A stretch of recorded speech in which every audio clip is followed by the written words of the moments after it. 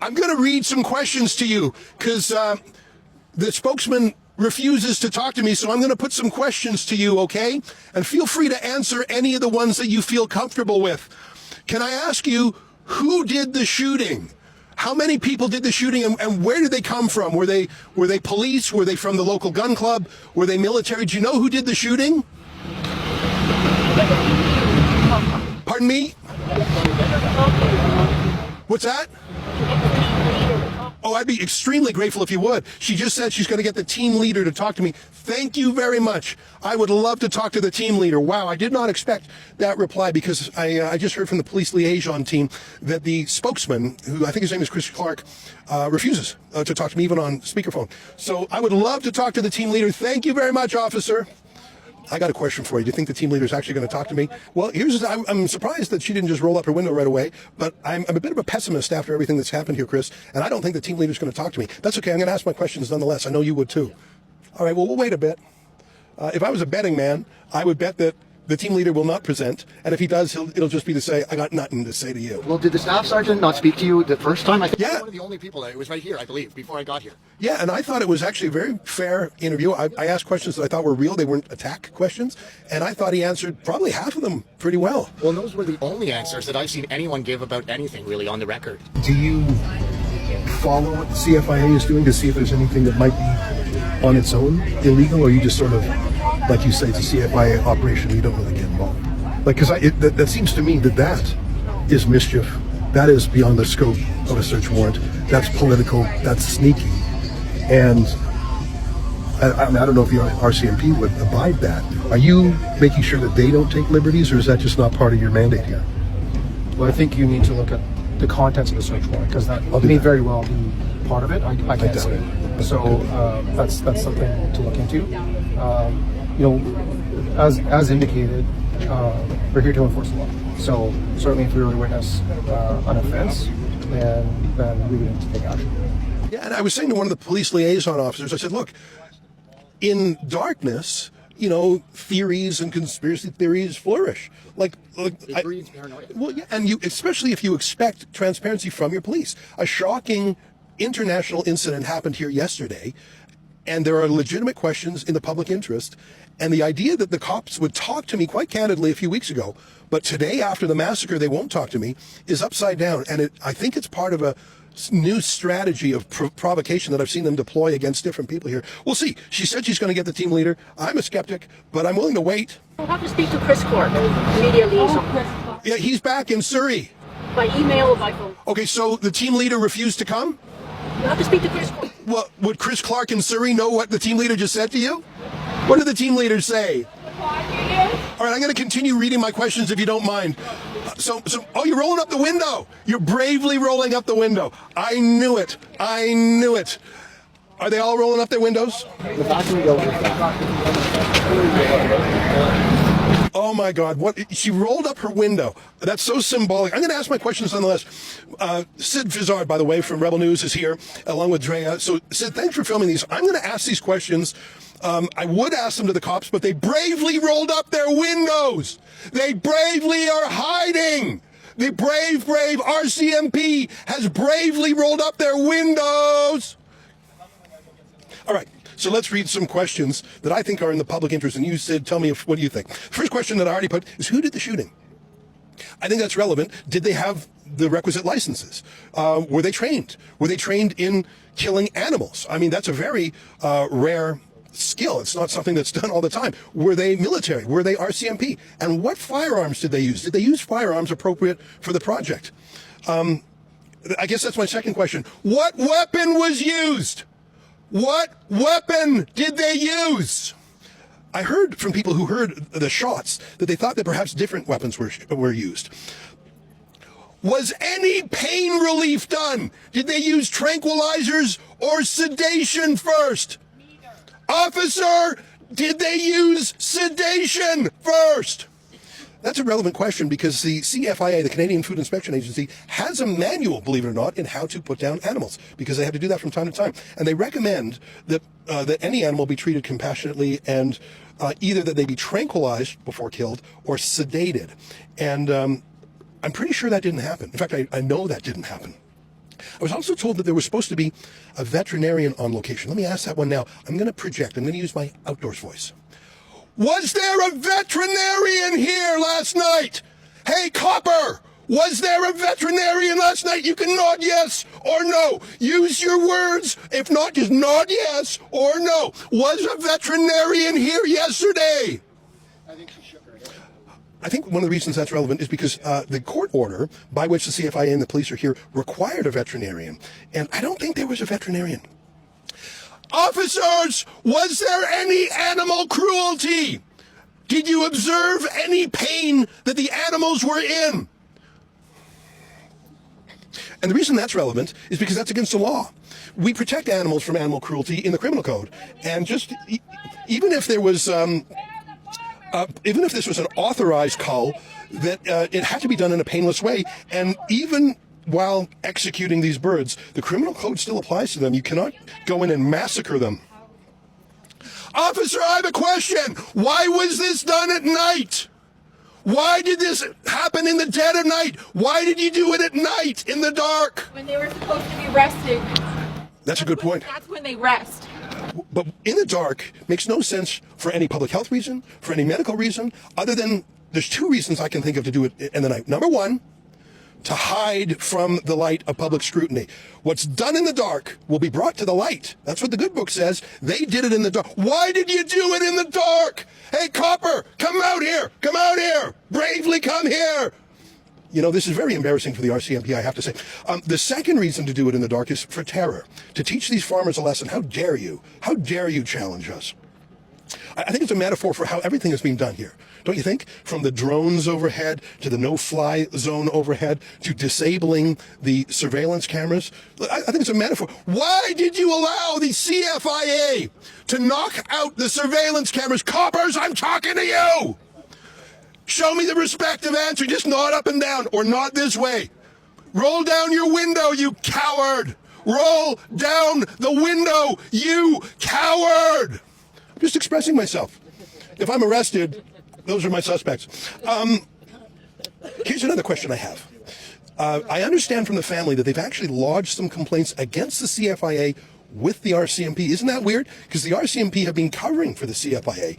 But the families have presented evidence of possible crimes, including, I mentioned, the animal cruelty to the police. Have they actioned them? For example, have they put an officer on have they opened up a file? Have they started collecting evidence while the evidence is hot?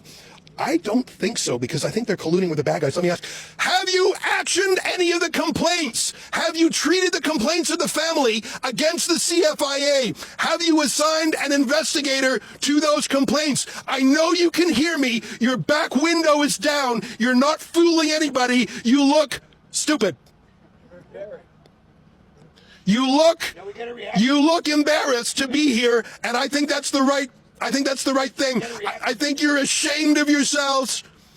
I think you're ashamed of yourselves, as you should be. Here's my point. I was here a few weeks ago, and I actually had a fairly fruitful interview with an officer from Chris Clark. Named Chris Clark, that was his name. And I talked to him at some length, and he was very chatty. In fact, here's a clip from my conversation with that officer a few weeks ago. Take a look. If the owners of the farm tried to restart the surveillance cameras, would that be something that you would impede? And I haven't spoken to them about this. I'm just thinking, for protecting people from intruding in the zone, I understand the search warrant. It would be like a house that was a crime scene. There's yellow tape, do not enter. But when you deliberately take down security cameras, it's got nothing to do with a search warrant. That's got to do with being sneaky. Would you, as a police officer, stop the landowner from fixing those security cameras? What do you mean to Enter onto the property. This is all under the property is secure now. It's under a search warrant. So you cannot go on without CFI approval. So, for example, one of the owners was allowed on the other day to visit one of the ostriches that's injured. Right. But that would be with CFI approval. So it's not something for us to really speak to. Would you agree with me that he did a pretty good job? I mean, I came in with critical questions, but I asked them in my indoors voice, and he answered in his indoors voice. And the whole interview, I think, went about 13 minutes. I thought he did a pretty good job, honestly, of dispelling some myths and rumors. These guys here, but imagine this. So here we are. the day after the largest ostrich massacre in Canadian history. It's an international incident, not just a national incident. It's the largest police deployment in British Columbia right now. The entire world wants to know what the hell went on. And now they refuse to talk to the media. So they talked to me a few weeks ago when I was here, when really nothing was cooking. I don't know. I'm glad they did. But after the massacre, after the crisis, they got nothing to say? Let me put some more to these cowards here. And I'm using my outdoors voice so they can hear me because they rolled up the window. And I'm a little bit mad. I'm 5% mad, and I'm about 90% projecting because they rolled up their window. And I'm actually embarrassed because if this is Canada's finest, we're not doing so well, are we? Gee whiz, I wonder why it's hard to recruit police these days, eh? If you're a young man, when you say, Daddy, I want to grow up. When I grow up, I want to be a policeman. Why? You want to catch bad guys? You want to stop bank robbers? No. I want to run interference for a bunch of bureaucrats killing ostriches, Dad. That's why I want to go police school. All right, let me keep going here. Officers, I got a question for you. Who commanded the operation? Was it from here? Was it from BC? Or was this whole operation run out of Ottawa? Who's the boss? Who's the senior commander? What was his name? Was he with the RCMP? Or is the actual boss of things the food inspection bureaucrats? Who is your top boss? Do you even know? Yeah, you. Who's your boss? Who's the senior commander?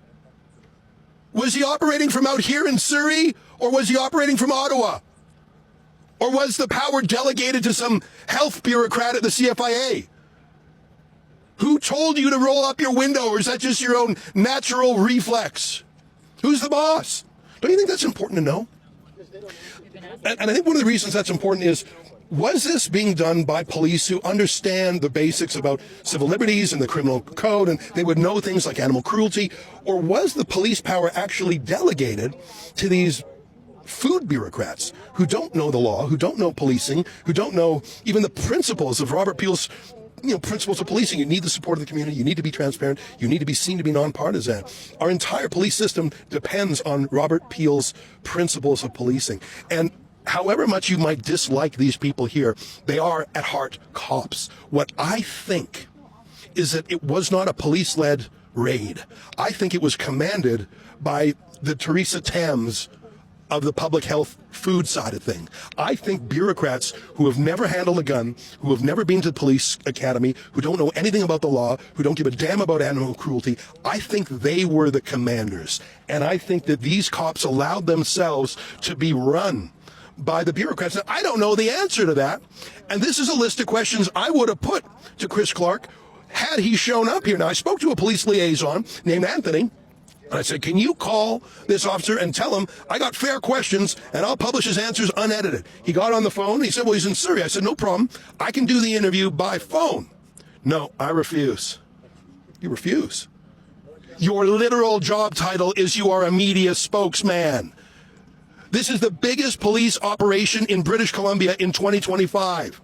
You're running cover for an ostrich massacre that even has the attention of the U.S. cabinet. And today is the day you choose to be tongue-tied and mum? I do not accept that.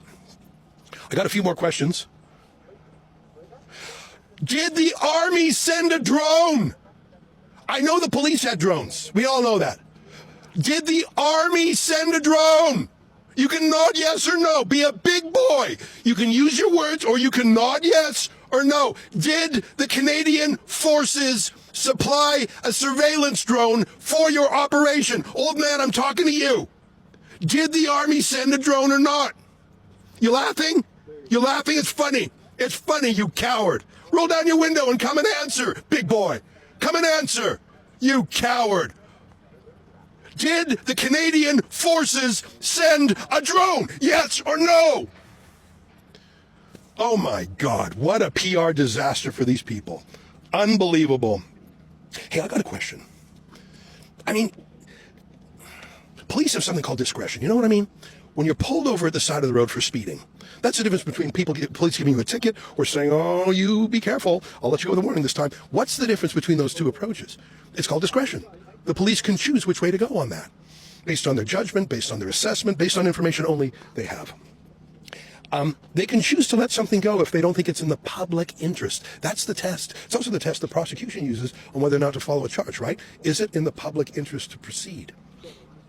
Is it in the public interest for all these police to bend the knee to the Canadian Food Inspection Agency when they clearly do not have the public interest at hand and when they evidently are committing animal cruelty? There was no veterinarian there. They were shooting the ostriches. We don't know who. They were shooting them at night.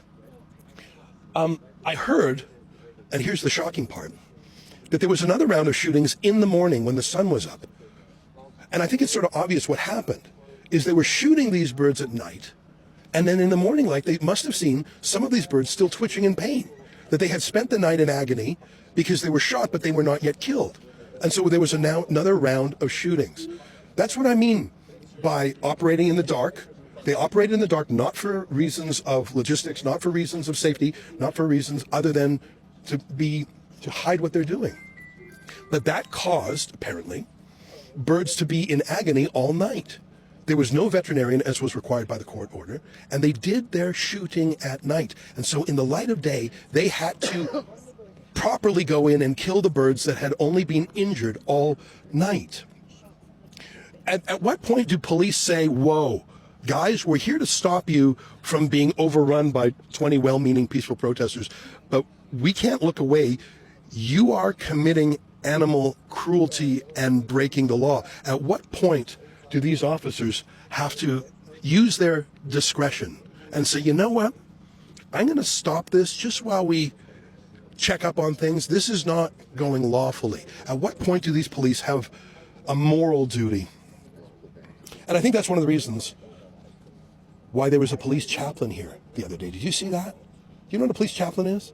It's just what it sounds like. It's a pastor whose job is to provide the police with moral support after a moral crisis. So, for example, God forbid, a school shooting where officers see the most horrific thing imaginable.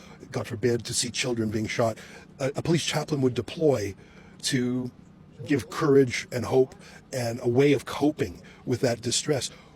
Why was the chaplain here the other day? I'm not talking about today after the massacre of the birds. Why was the chaplain here a few weeks ago? I think it's obvious why. Because of the morally impossible situation that these police have found themselves in. They're hated by the local community. They're being asked questions daily about why they're not stepping in and upholding the law. And I think some of these police actually have a conscience, which is why they brought in the chaplain. They're collecting all of our eggs now. They wouldn't let us pick up. All of our eggs are in that barn, and there they are in their truck. Their CFIA is in that barn right now, taking all of our eggs. Guaranteed. Do you think they're going to destroy them? What do you think they're going to do? Or do you think they're maybe going to use our science? Do you think they're going to use the antibodies out of those eggs? They already hired Lafont Medical out of Quebec to make our science. They're backing up. They're taking our eggs right now. They killed our animals. They'll take the eggs. They'll create the science, and they'll destroy life. They'll destroy a family. Destroy a family in the middle of the night. There's no coming back from this. There's no coming back from this. There's no coming back from this. It's Katie Pasitny, the farmer of the ostrich farm. I'm going to ask one last question of the cops, and then what I'm going to do is I'm going to post this video and I'm going to send it to the media spokesman, and maybe he'll have some answers. I don't have a loud enough voice to holler all the way to Surrey. I offered to do the interview by phone, but I think he's been instructed not to. Here's my last question. Last question, coppers. When are you leaving? When are you leaving? I know you can hear me. You're like a child pretending you can't hear me. When will you leave?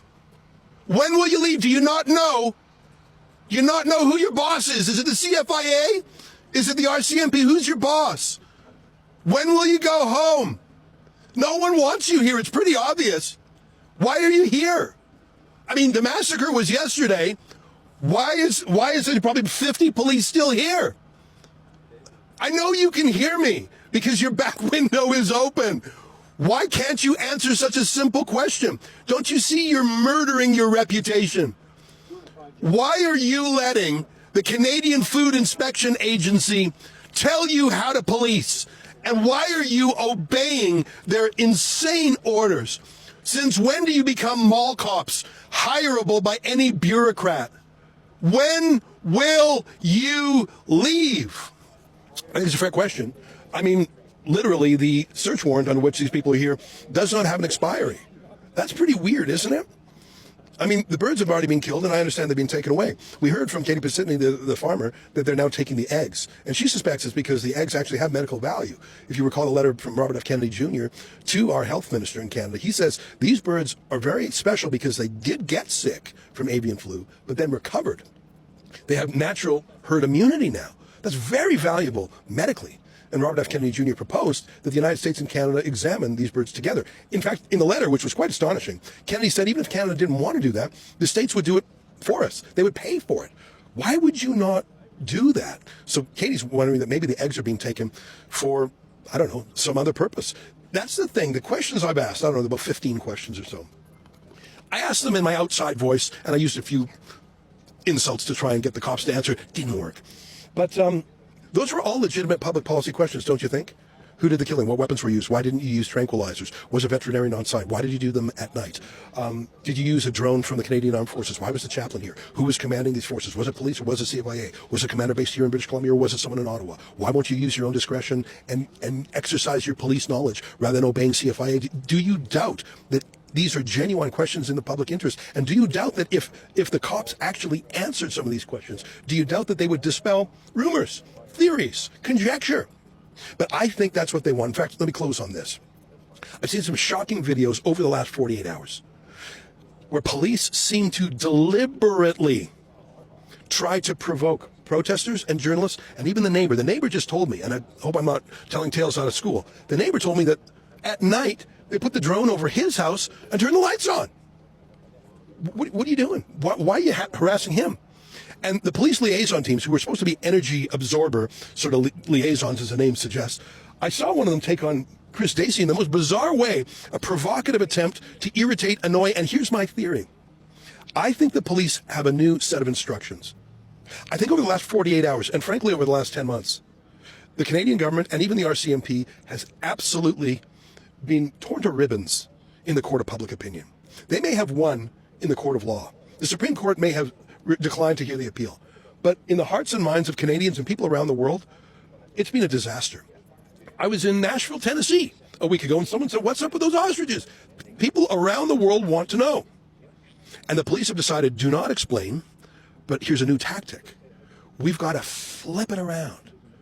And there's a term in psychology that's used to deal with sexual abusers who are caught. They have a form of gaslighting that psychologists call DARVO, D-A-R-V-O. It's an acronym. It stands for deny, accuse, reverse victim and offender.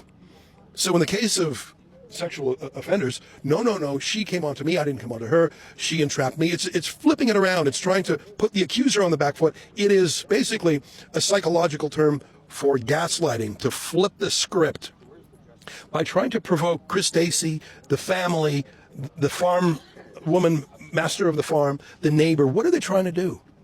They're trying to provoke an arrest. They're trying to provoke an incident so they can flip the moral script. So they can say, no, the problem isn't with the largest police deployment of 2025. The problem isn't the massacre of hundreds of birds that are scientifically healthy. The problem is those rabble. I believe that's what they were doing. They were trying to do a kind of switcheroo, and they would have had help from CTV, CBC, and the rest of the regime media. I got to tell you, I'm 53 years old, and for the first 4 decades of my life, you could call me an 11 out of 10 police supporter. 11 out of 10, every time. My faith in police started to be shaken a bit by what I saw them do during COVID. And what I see these police agreeing to do these past weeks, they've been here 6 weeks, these cops, has deeply eroded my belief in the RCMP. I know they're not all bad. I know that for a fact. But for them to preside over the shredding of the law here, for them to run cover for the Canadian Food Inspection Agency is so unacceptable that I think that the police are losing the trust of the people. I mentioned Robert Peel's Rules of Policing. Google it, read them. It's an easy read, it's a beautiful read. It explains that in a free and democratic society, the police must be with the people and the people must be with the police. And the police must be nonpartisan. People must trust the police. It's a beautiful system of policing that distinguishes itself from a police state. These police have violated Robert Peel's principles of policing.